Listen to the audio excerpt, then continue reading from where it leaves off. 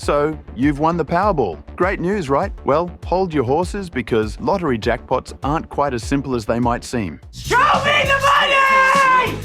Powerball is just about as iconic as lottery games get, but as is so often the case with games of chance, winning it is far from simple. Even if you do somehow get your hands on a winning ticket, there are multiple downsides to take into account. For one thing, winning doesn't necessarily make you happy. On the contrary, it can outright suck to win the lottery, and a sudden influx of wealth can put such a big target on a person's back. Notably, many lottery winners have been murdered for their money. There are also several steps between winning the lottery and getting that cash, and a fair few rules you need to follow. I finally sat down.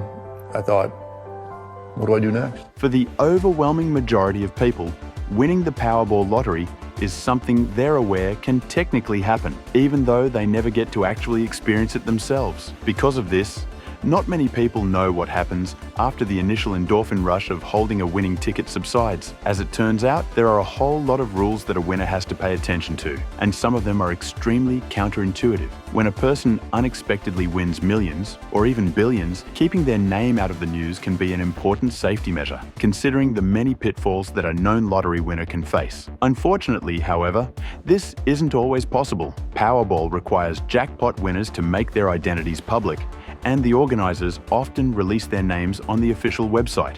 That said, sometimes they don't. Powerball anonymity rules are complex, and releasing the winners' names is far from a universal approach. The winner has to present their ticket in the same state they bought it, and as such, they're subject to said state's laws when it comes to protecting their anonymity. Some jurisdictions do allow the winners to remain anonymous too. States such as West Virginia, Virginia, and Texas require the win to be a 7 or even 8-digit sum to allow for this. But other states allow the winners to stay anonymous no matter how small their win might be. As such, a winner who prefers to stay private may want to check whether they purchased their ticket in one of the 18 states that allow for some form of anonymity. There's also another, somewhat more labor-intensive way to remain anonymous if you win the lottery. Powerball winners have been known to set up a trust or a limited liability company, in which case the company name is publicized instead of the winner's own name. Putting aside the issue of anonymity, there's one other issue you might encounter if you ever win the lottery. In case you hadn't figured it out, I quit!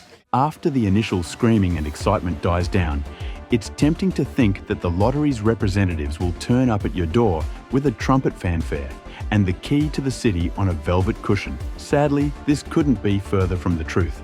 In fact, it's entirely on you to take the ticket to the appropriate Powerball authorities and claim your prize before its expiration date. When will that ticket expire? Well, that depends too. Powerball tickets famously have an expiration date, which is why many jackpot wins listed on their website have unclaimed in place of the victor's name. What's more, the expiration time changes from area to area. At worst, you only have 90 days to claim your ticket, so you don't really have all that much time to grab that prize. In some other jurisdictions, the winner will have a full year to present the ticket, which provides more time to get a handle on things, provided they don't lose the ticket before then, of course.